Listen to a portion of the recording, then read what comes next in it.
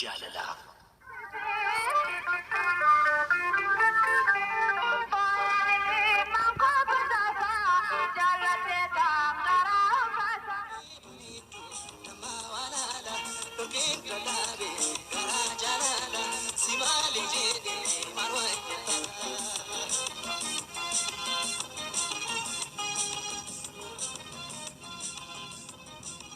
Calaqqiftuu akka warqii yaadimtuu akka abiddaa hidda dhiigaa keessa seenee jaalalli kee nama hiddaa fooniif gogaa gidduu galee haamtuu ta'ee nama haama halkan rafan dhaabduu keessaa sagal dhufee nama waama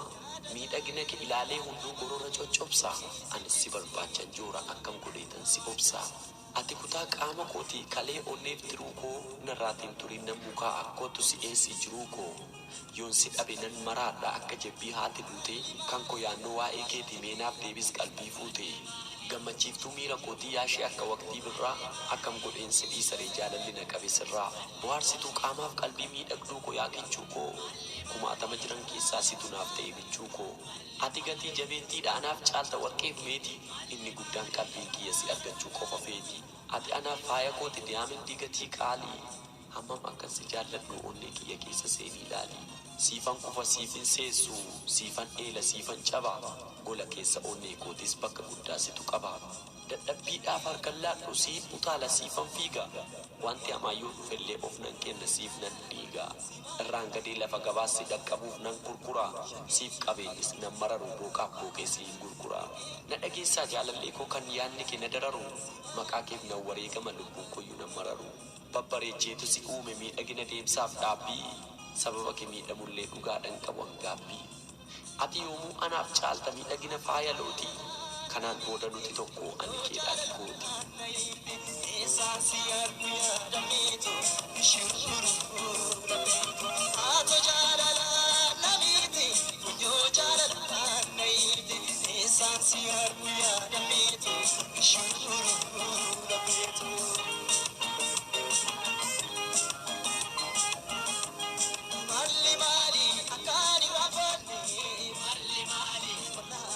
Naatoo qabeessa koo bareedaa mul'isuusa suurri kee faaya kooti akkam godheen si obsa naatoof miidhaginni kee na fuudhanii godaan kanumaa bobsa dhabeeni amma kanan silaala miidhaginniif surraan kee akka rooba arfaasa dhaabbanni qaama keetu qalbii namaa rarraasa walgeettiin nyaara kee ammoo bissii garbuu fixaata waa miidhaginni kee kun na fudhatee naan kaata filaangaan fura keetis ibsaa eenyummaa keeti waa'een sabboonummaa kees onnee kiyya na saaqe kan miidhagina keetii kameen dhiisu yeroo waa'ee kee yaadu qalbiin koos naan godaana yaadni koos naaf hin ciisu obsaaf amal qabeessaa naatoo qabeessa namaa furtuu onnee kiyyaatu siin qabamee argama furtuusaa si fudhatee banateettiin basha'a yaadni koos siin argachuuf amma roora qalbiin koos mana keetii buufanni jireenya isaa kun hunda soo jiranii an akkamiin si obsu yoon afaaniin callisee waa'ee kee dubbii dhiise onneen koo dhiigarroobsu arrabni koos haasa'ee jecha hin mimmiidhagsu kanaafan amma waa'ee kee waamamneessu naatoo qabeessa namaa bareedaa ilma oromoo siif du'een siif gaggabaa siif of wareegeen qomu ati sanaaf jiraadhu umurii kee guutuusaa yoona sirraa adda ba'ee cinaacha maaliin ciisa ati akkuma kootii nan beeka waa hundasaa kan hundaaf sababni isaa jaalala dhamaasa bareedaa naatoo namaa faaya simbotoleessa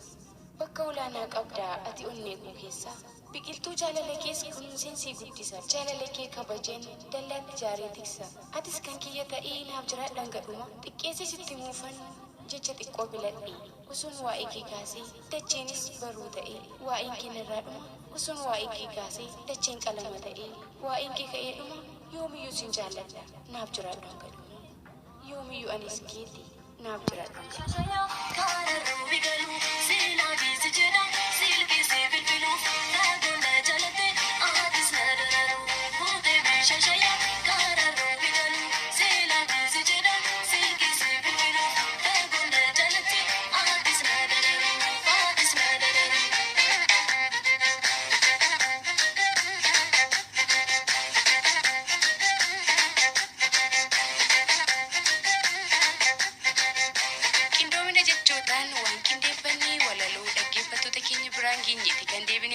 kanatti aansuun maal qabdu jechuu isaanii naaf. Kanatti aansuudhaan immoo xalayaalee goleewwan arfan Oromiyaa irraatiin nu qaqqaban kanneen dabareen isaanii har'a isaan qaqqabe isaan biraatiin geenyaa garuu dhaggeeffattoota keenya gamanumaatiin kan dhiifama isaan gaafannu xalayaan tokko yeroon isaa yoo irra darbe jalaatii du'uu ijaa danda'uuf kan nuti dursinee isaan biraatiin geenyutu jira mudannoo ayyaana irreechaatiin wal qabate xalayaa tokko kan nuti yeroo dabarsinee isaan biraatiin geenyutu jira jechuudha.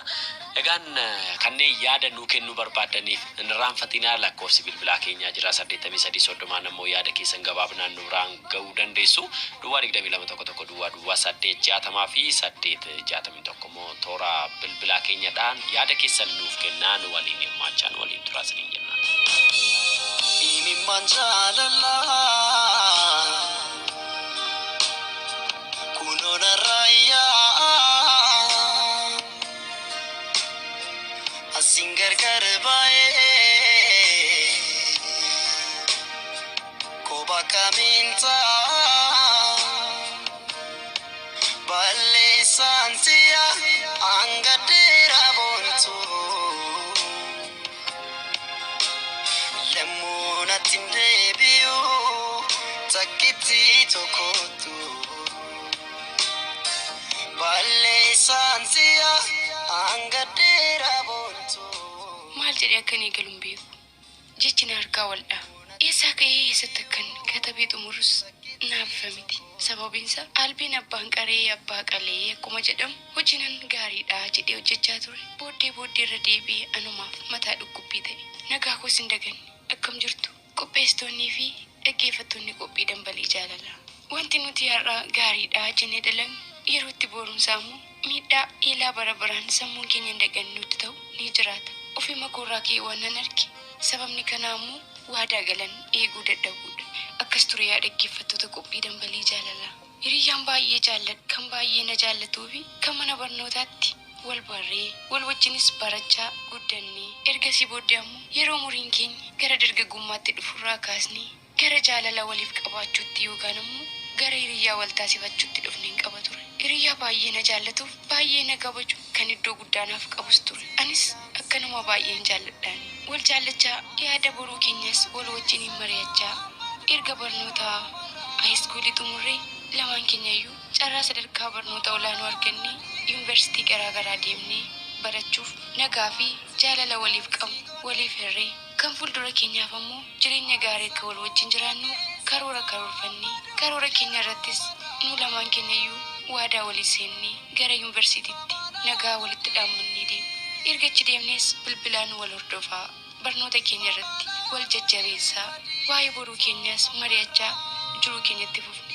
Gidduudhaan garuu wantan ta'a jedhameen eegamne ani raawwadheen jira. Innis akkasi hiriyyaan an dura jaalladhu kanan baay'ee kabajuu fi kan bakka guddaa waliif qabnu osoo jiru erga yuunivarsiitii seenee barnoota koo eegalee booddee